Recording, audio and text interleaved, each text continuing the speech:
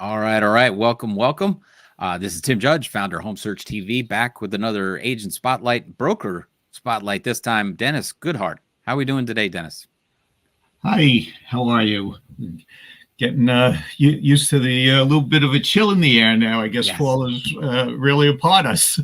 Autumn is in full swing here in the Northeast. So yeah, very Yeah, exciting. I love the trees. I love everything that goes on in the fall and the fire pits. I had a fire pit last weekend. It was fantastic.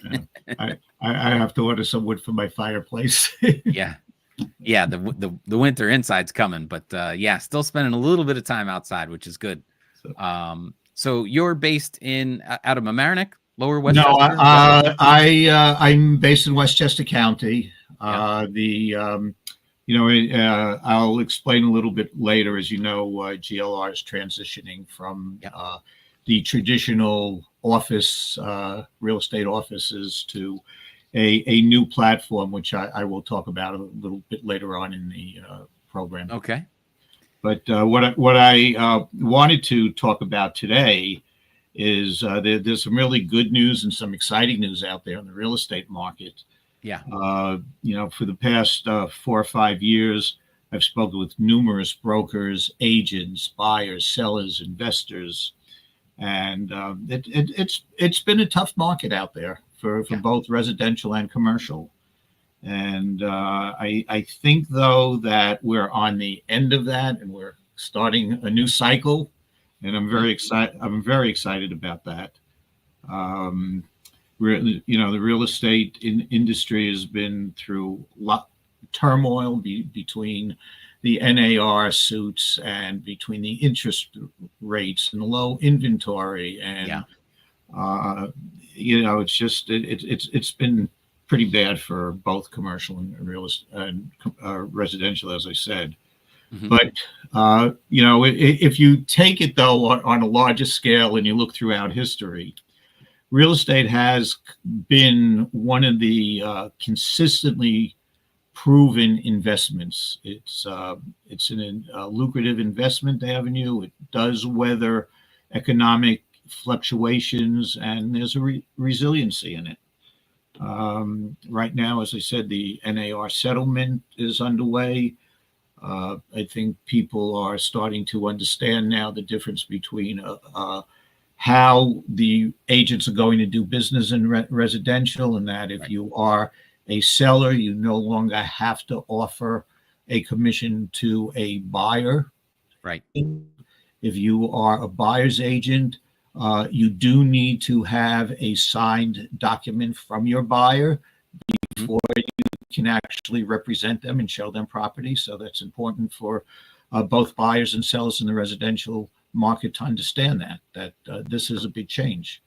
I And think that's going to be the biggest sticker shock is when buyers come to look at places and they say, we need, before I show you something, we have to sign some papers. Around here, it's casual conversation. It gets signed whenever, you get around to it as long as you don't get too deep into showing houses.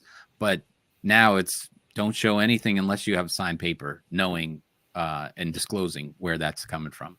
this is what the settlement has Yeah. dictated, the way that we have to do business now on the residential side. So, I guess the jury is out whether or not that's going to actually prove to be a better way of doing business. Um, Right. and that's actually maybe a little good segue into the commercial side of the market, which is the way that commercial does business and has been doing business. Yeah. Buyers and sellers, agents, and getting the contract signed.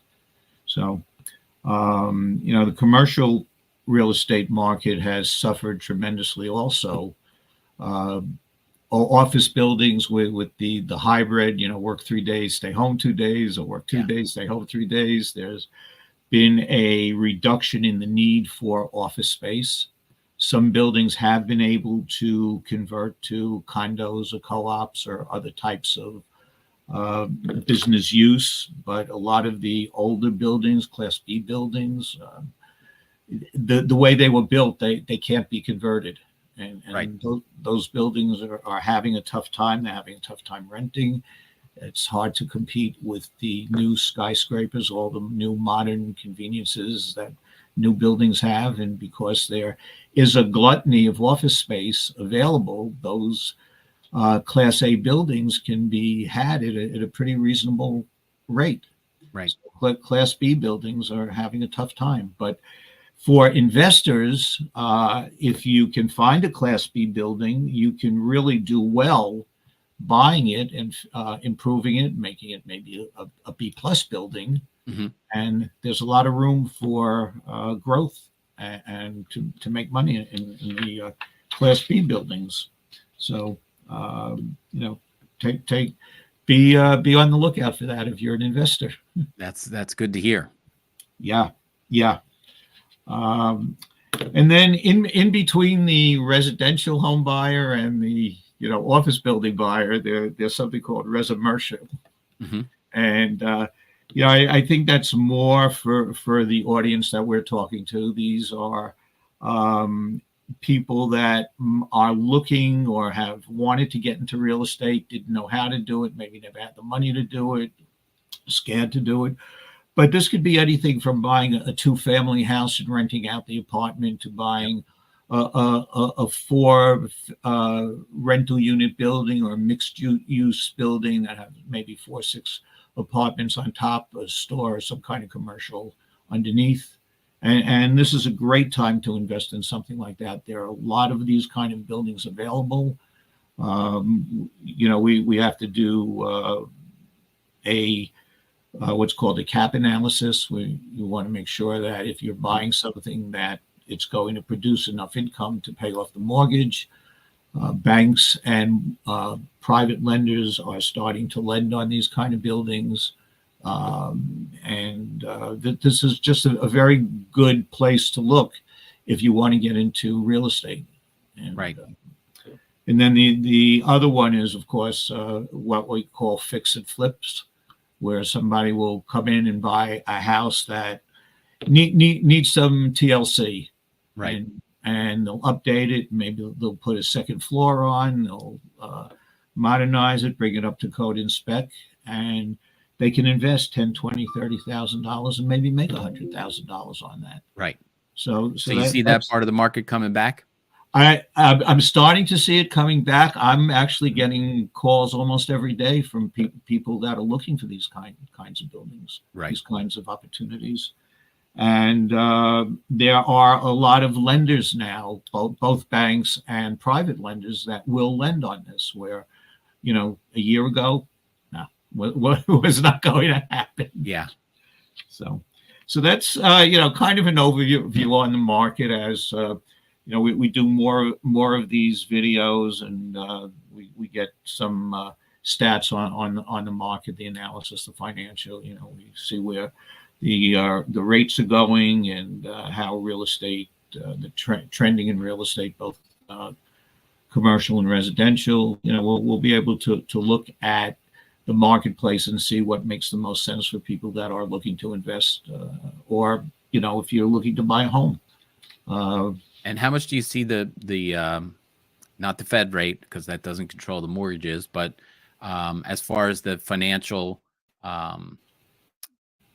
industry and how their lending practices are loosening up now? A little bit of that came down and then it bounced back up. Where do you see the rates going, and how do you see that affecting the real estate market for the spring?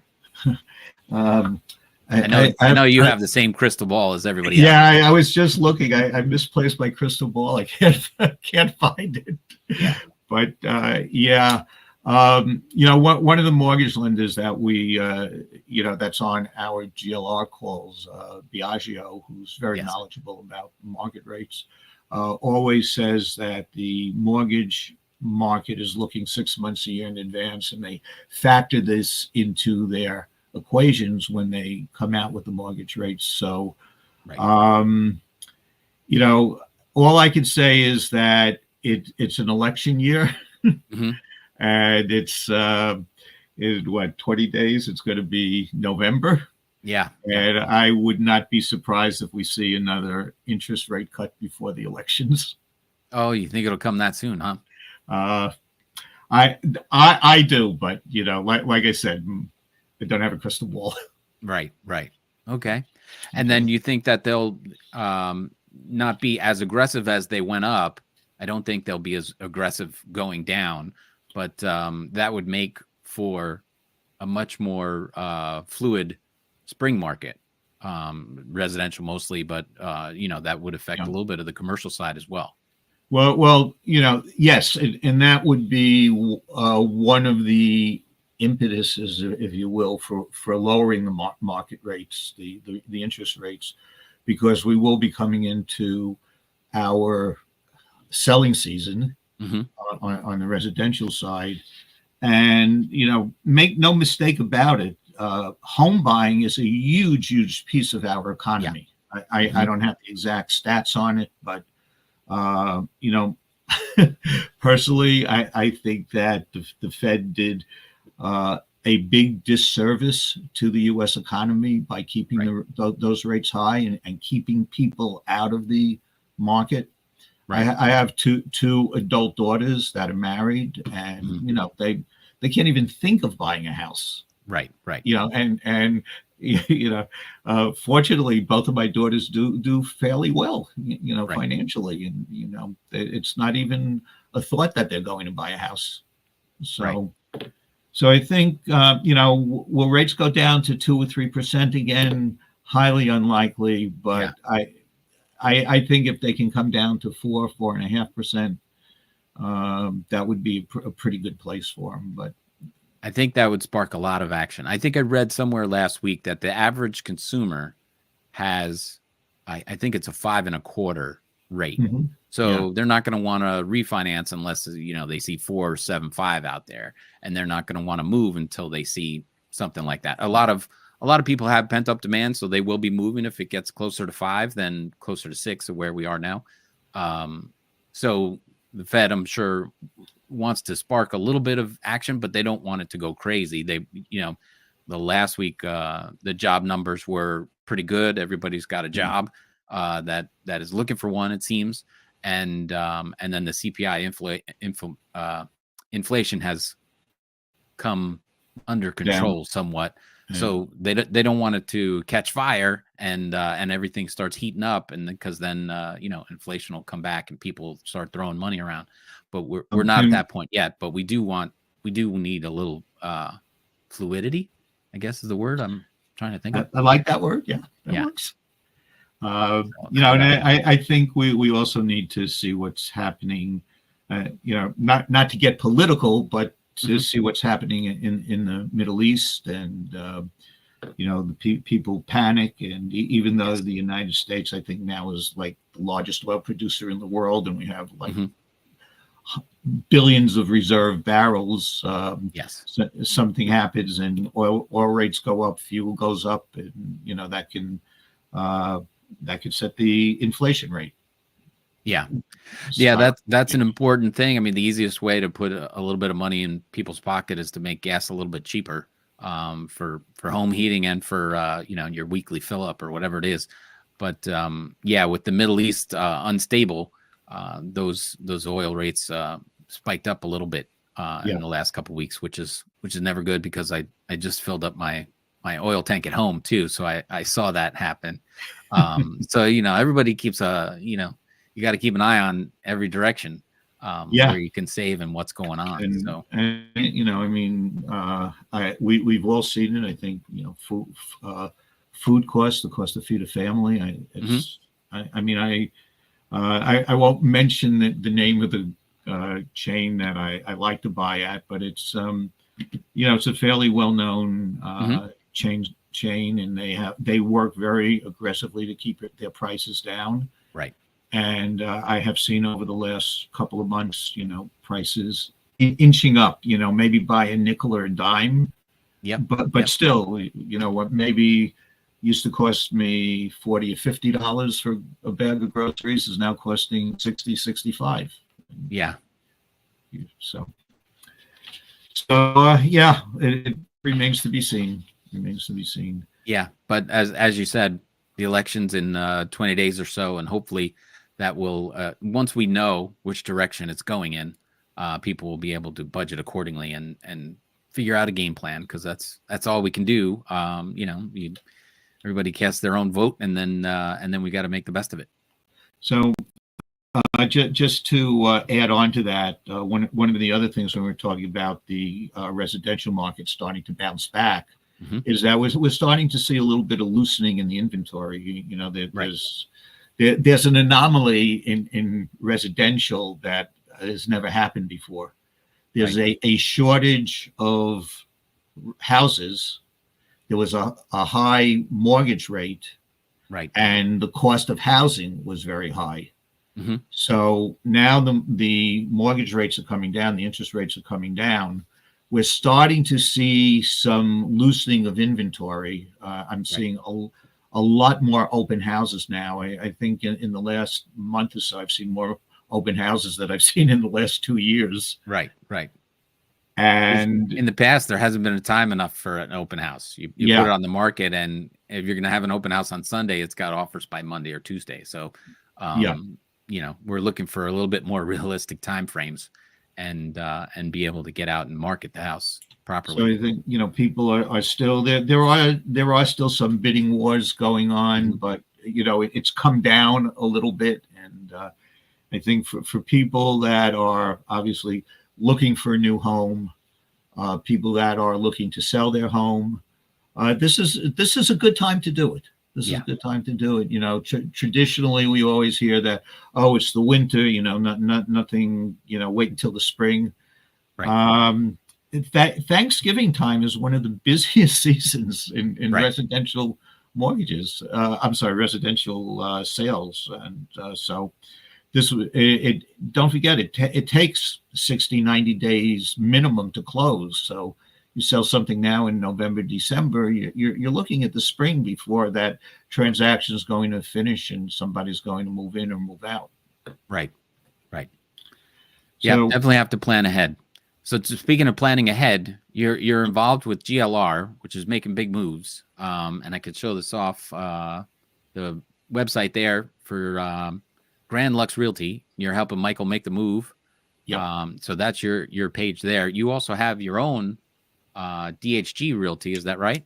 DHG Realty Group. The difference being that DHG Realty Group does more of a consulting type of real estate business.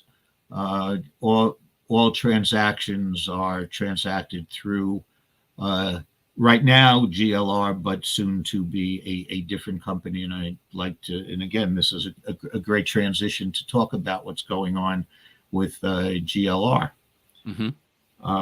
So, I had mentioned before that over the past 4 or 5 years, I've spoken to hundreds of brokers and agents and sellers and buyers.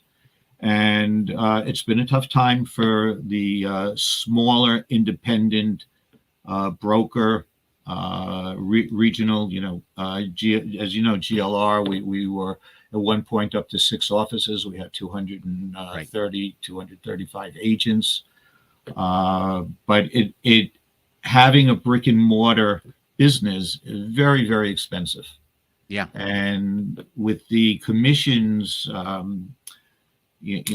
being very tight, it was very difficult for an independent broker, a small broker, regional broker to really stay in business.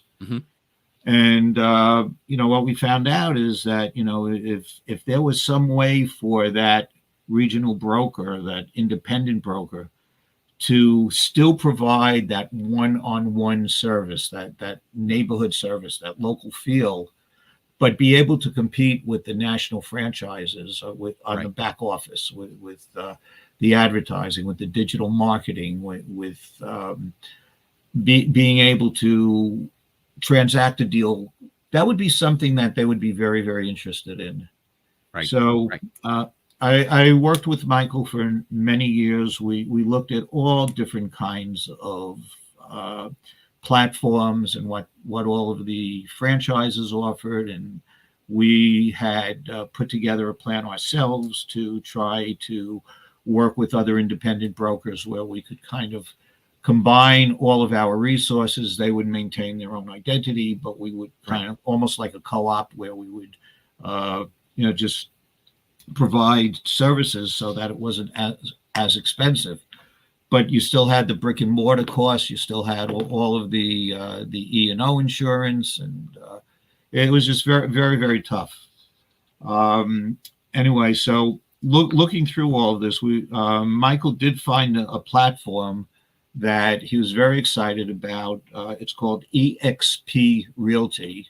Right. It turns out that they are actually they're an international company. They're one of the largest real estate brokers in the world now. I think there's like 80 and 90,000 agents worldwide. They're in I don't remember how many countries. But what's great about EXP is that there's a couple of different ways that you can make money if you're a broker, if you're an agent.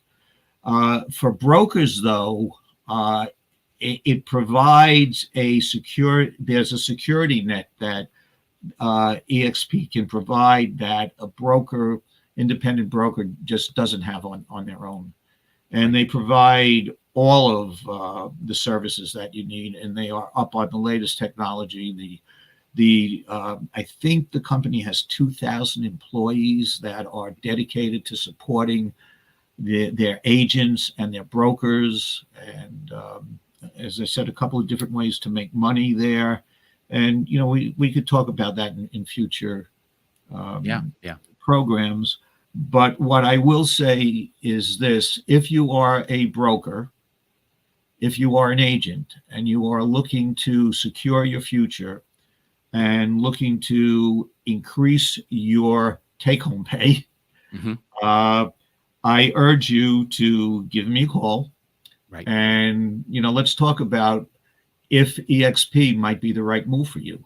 Yeah. And, I'd be very, I'm going through the learning process. I don't know everything about it yet, but I have got to tell you, I mean, you may know if you read my bio, I've been into global business for over 40 years. I've worked with CEOs of most major Fortune 500s and banking institutions. This company really has it together. Yeah. And it's a really good.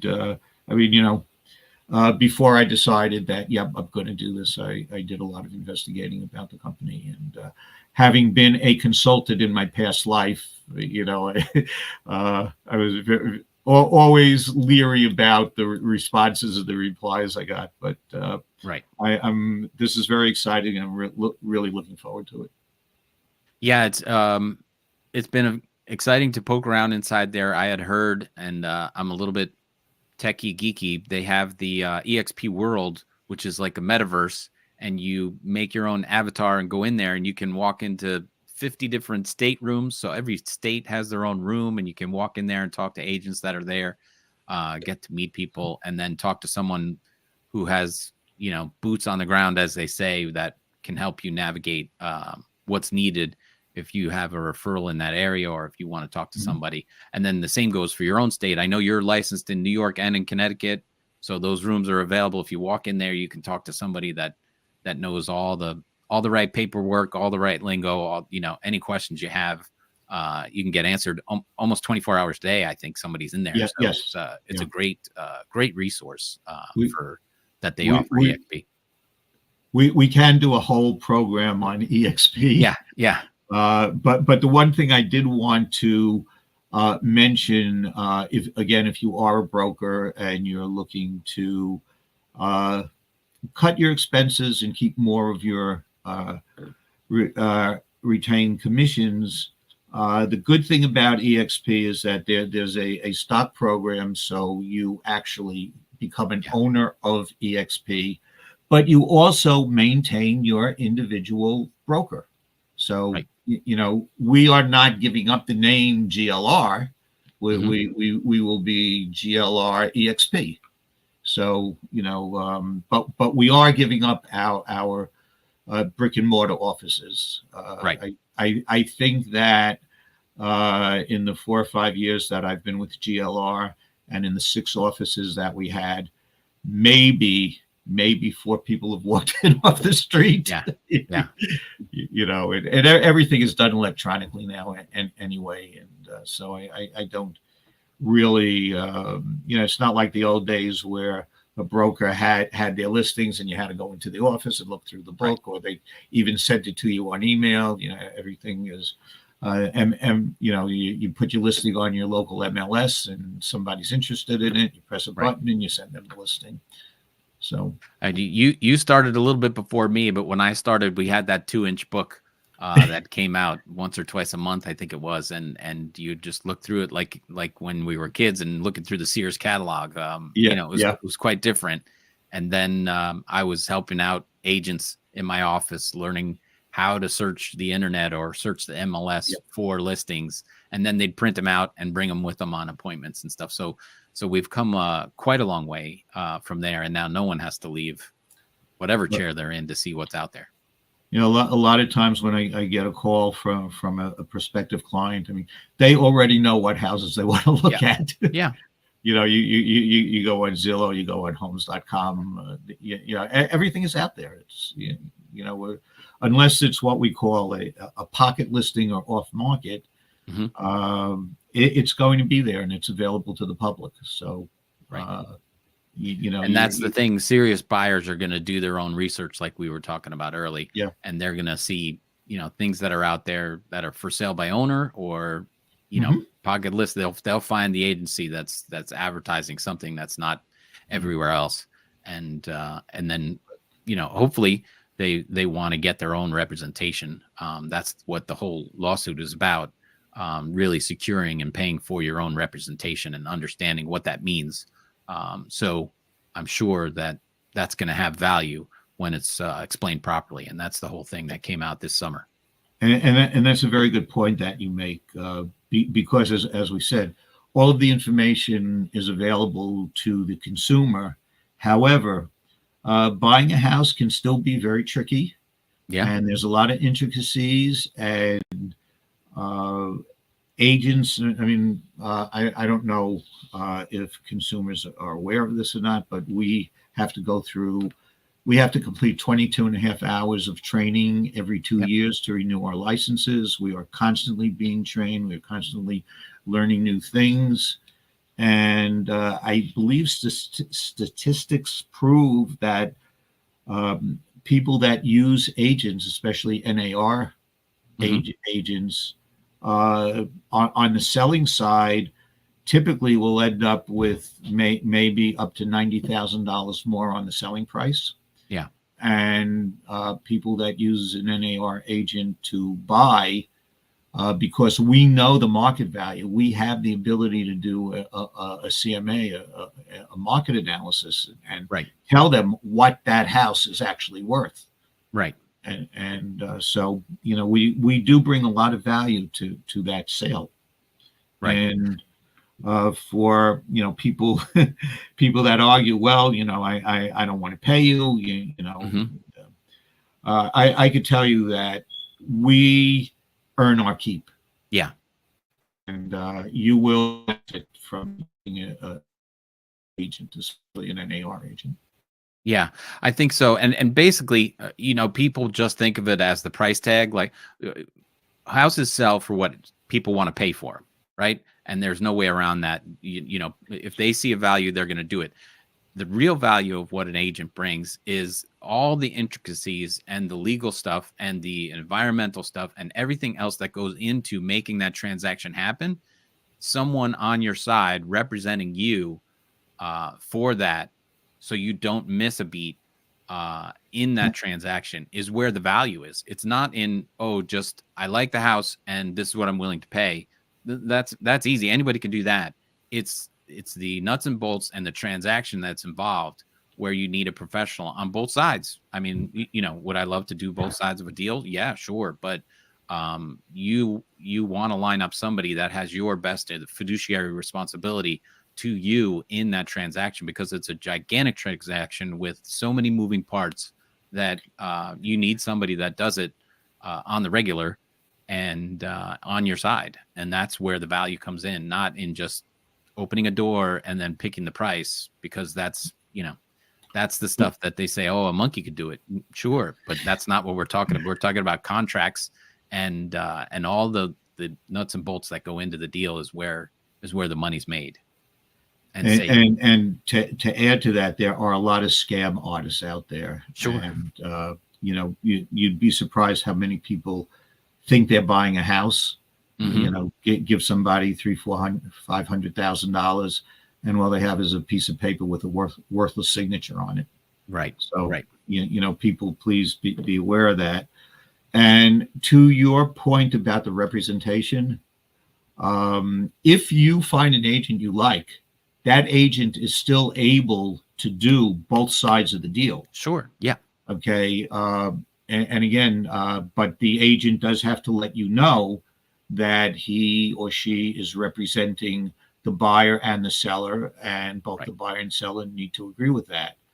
When we train to take our license, and when we go through the licensing procedure, there is a lot of information. There's a lot of information that we have to know and understand about the being ethical in representing both the buyer and seller, because we have knowledge that could be advantageous to either one of them, and we've got to walk that fine line down the middle where we have to you have to kind of split your brain in half. This is the buyer side, this is the seller side, and as the famous saying goes, never the twain shall meet. Yeah, exactly. Well, I think we could talk for hours because we both has a lot of experience, and you've been in it longer than I have. So we could do multiple shows. I'm happy to have you back when you can carve out some time, and we can have more of this conversation. Was there anything we left out that you wanted to hit on today? But no, actually, I thank you for allowing me this amount of time. And I think I at least for today, I was able to make all the points that I wanted to make, and I hope that to do this on a more consistent basis, and each time we'll get more into specifics. Yeah, wonderful. All right, well, Dennis, your number's there, and I put up your email as well before, so if anybody wants to reach out to Dennis, please, there's his email and his number, 914-588-6005. If you're looking for anything in New York and Connecticut, and then consulting even outside the area, right? Yeah. You have investors all over and do consulting on that. So that's even more valuable. Wonderful. Well, thank you again. And we'll have you back as soon as we can. Wonderful. Thank you again. All right. Very good. Bye, everybody.